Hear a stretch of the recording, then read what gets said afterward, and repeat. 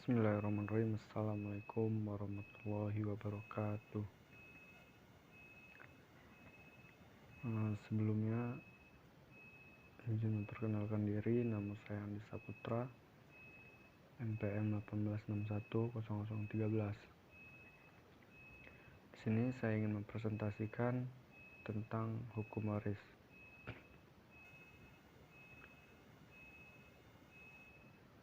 Yang pertama, saya akan menjelaskan tentang legitim porti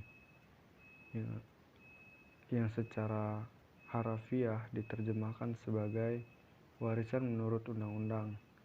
Di kalangan praktisi hukum sejak puluhan tahun dikenal sebagai bagian mutlak. Bagian mutlak adalah bagian dari waris yang diberikan undang-undang kepada ahli waris dalam garis lurus ke bawah dan ke atas. Bagian mutlak tidak boleh ditetapkan atau dicabut dengan cara apapun oleh pewaris, baik secara hibah yang diberikan semasa pewaris hidup maupun dengan surat wasiat melalui hibah wasiat, legat atau erflesdling.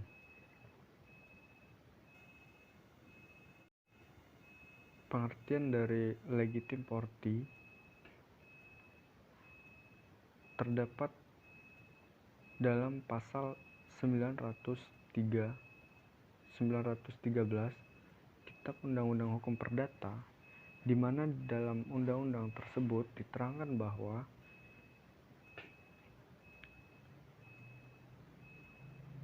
legitim porti yaitu bagian mutlak atau legitim porti adalah sesuatu bagian dari harta peninggalan yang harus diberikan kepada pewaris dalam garis lurus menurut undang-undang terhadap mana si peninggal tidak diperbolehkan mendapatkan sesuatu baik selaku pemberi antara yang masih hidup maupun selaku wasiat. Tujuan dari adanya legitim porti yaitu pada dasarnya orang mempunyai kebebasan untuk mengatur mengenai apa yang akan terjadi dengan harta kekayaannya setelah ia meninggal.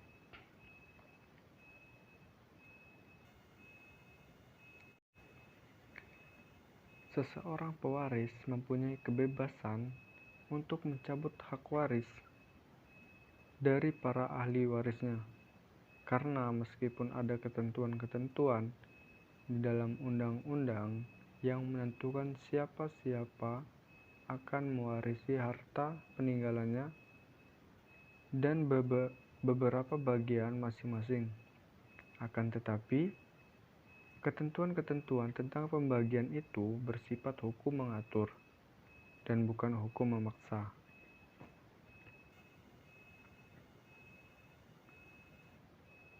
Tetapi untuk ahli waris tanpa wasiat, oleh undang-undang diadakan bagian tertentu harus diterima oleh mereka. Bagian yang dilindungi oleh hukum karena mereka demikian dekat hubungan kekeluargaan dengan si pewaris sehingga pembuat undang-undang menganggap tidak pantas apabila mereka menerima tidak menerima apa sama sekali. Adapun penggolongan-penggolongan dalam pembagian warisan yaitu ada golongan pertama, golongan kedua, dan golongan ketiga. Dan ada golongan keempat. Sedangkan pada golongan pertama yaitu terdiri dari suami istri dan anak-anak pewaris serta keturunan dari anak-anak pewaris. Itu terdapat dalam pasal 852, 852A dan pada ayat 1 dan 852A dalam ayat 2 Kitab Undang-Undang Hukum Perdata. Dalam pasal 852, bagian anak adalah sama besar walaupun anak-anak tersebut berasal dari perkawinan yang berbeda.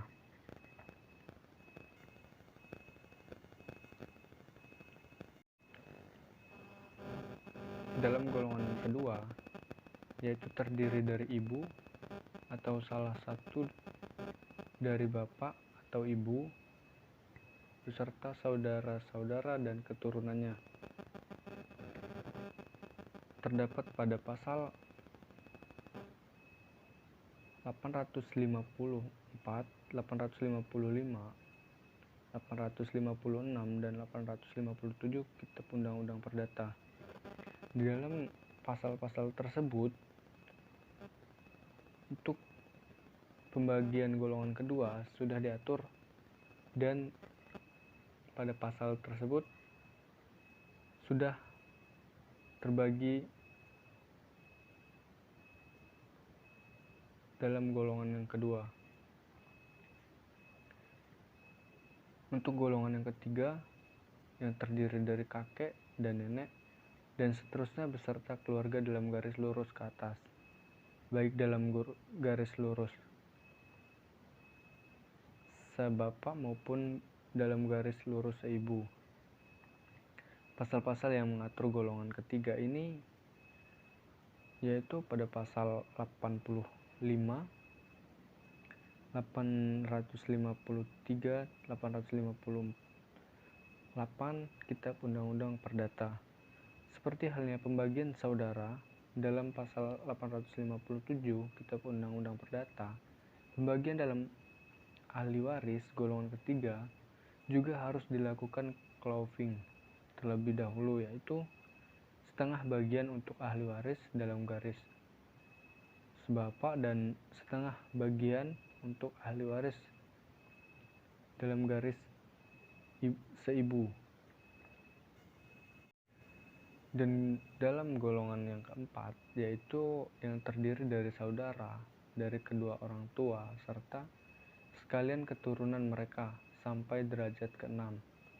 Ahli waris dalam golongan keempat ini termasuk dalam pengertian keluarga sedarah dalam garis menyimpang yang lebih jauh. Pasal-pasal yang mengatur dalam golongan keempat yaitu pasal 850, 858, dan 861 Kitab Undang-Undang Perdata.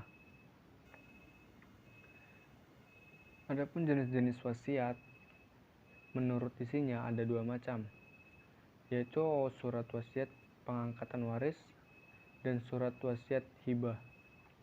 Isi dalam surat wasiat tidak hanya mengenai harta kekayaan, melainkan dapat juga mengenai misalnya penunjukan wali untuk anak orang yang meninggal, pengangkatan pelaksanaan surat wasiat untuk mengawasi dan mengatur pelaksanaan wasiat.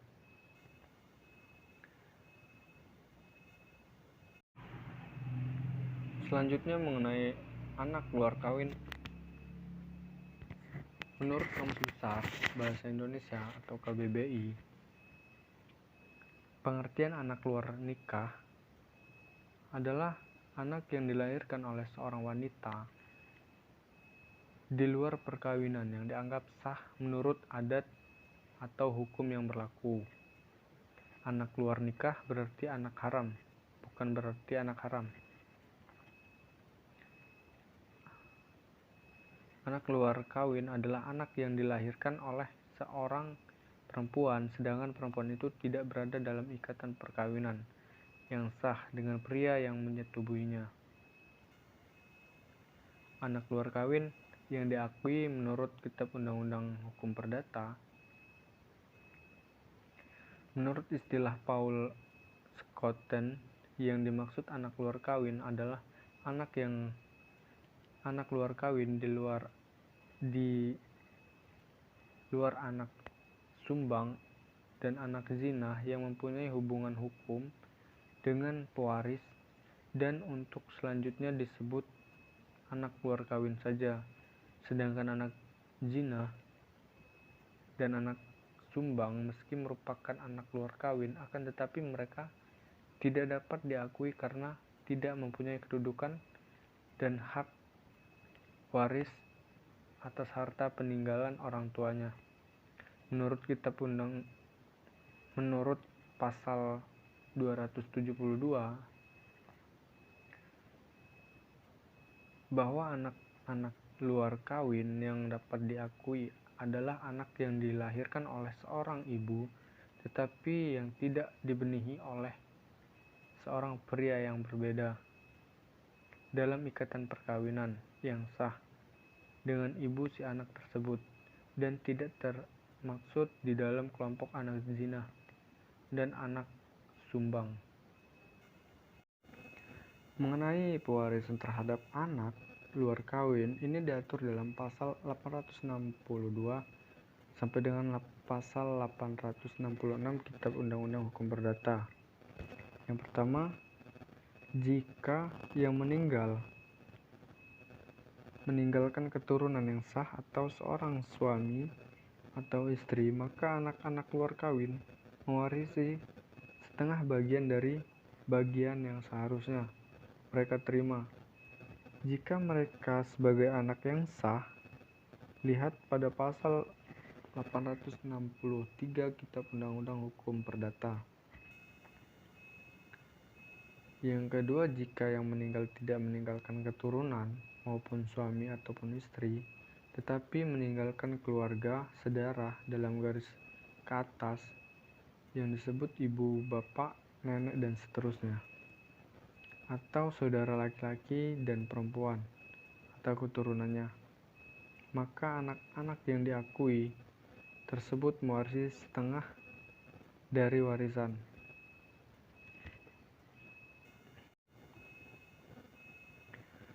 Bagian yang ketiga, bagian anak luar kawin harus diberikan terlebih dahulu. Kemudian sisanya baru dibagi-bagi antara para waris yang sah. Dilihat pada pasal 864 Kitab Undang-Undang Hukum Perdata. Jika yang meninggal tidak meninggalkan ahli waris yang sah, maka mereka memperoleh seluruh warisan. Dilihat pada pasal 865 Kitab Undang-Undang Hukum Perdata. Jika anak luar kawin itu meninggal dahulu, maka ia dapat digantikan dengan anak-anak yang sah. Diatur dalam pasal 866 Kitab Undang-Undang Hukum Perdata.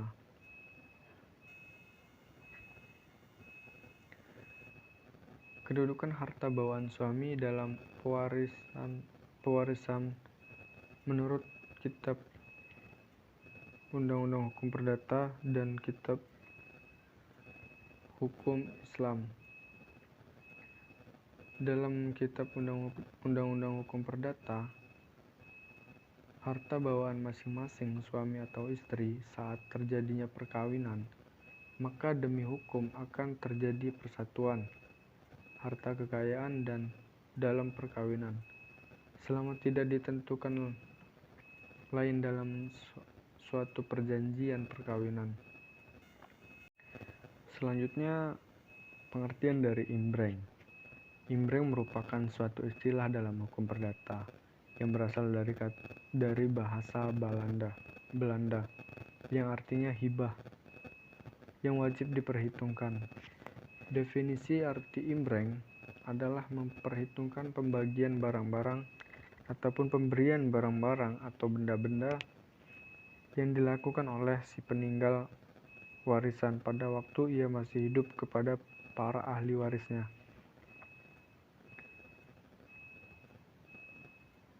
Ahli waris yang terkena imbreng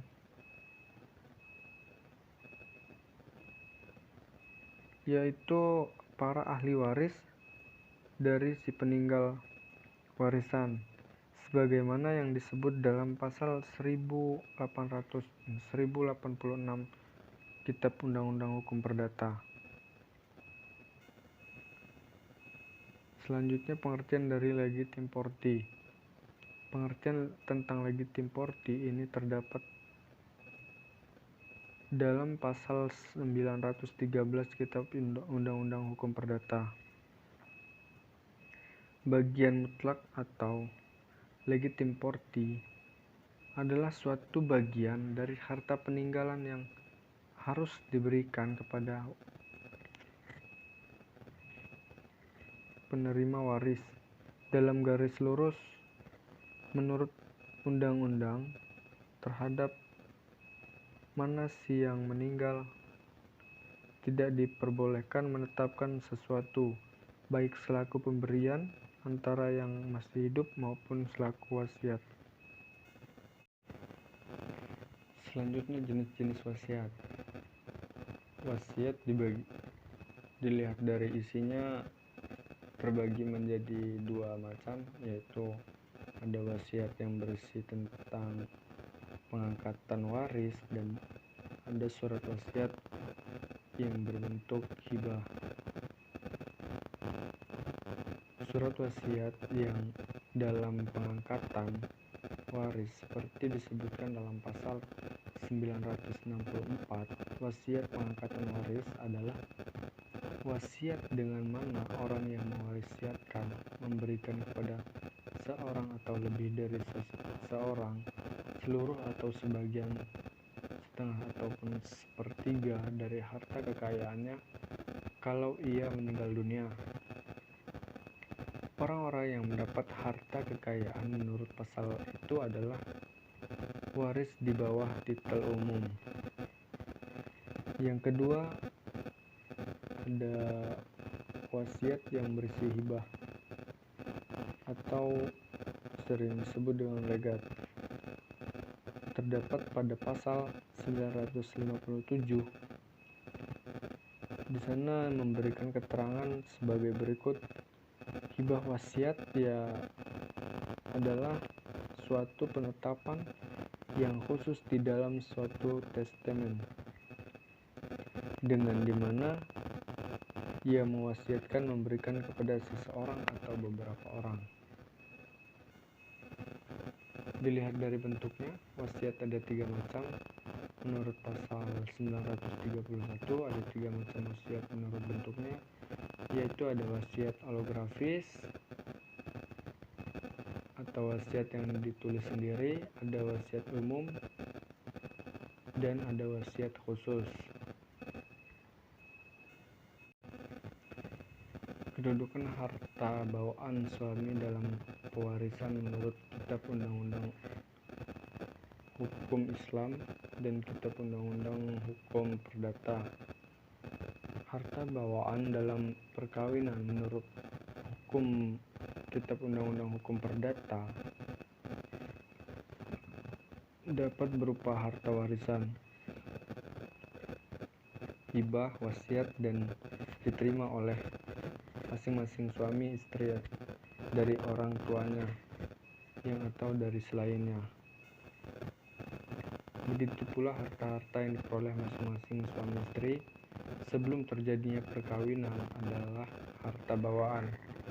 Dalam Kitab Undang-Undang Hukum Perdata pasal 119 disebut bahwa sejak suatu perkawinan dilangsungkan, maka sejak itu pula atas harta baik milik suami maupun istri yang dimiliki ataupun diperoleh sebelum mereka menikah akan menjadi harta bersama atau harta persatuan suami istri, atau tidak ada lagi sebutan harta bawaan bagi istri ataupun suami selama tidak diperjanjikan lain dalam suatu perjanjian perkawinan.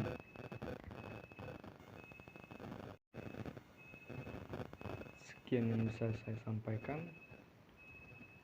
Mohon maaf jika ada salah kata. Terima kasih. Wassalamualaikum warahmatullahi wabarakatuh.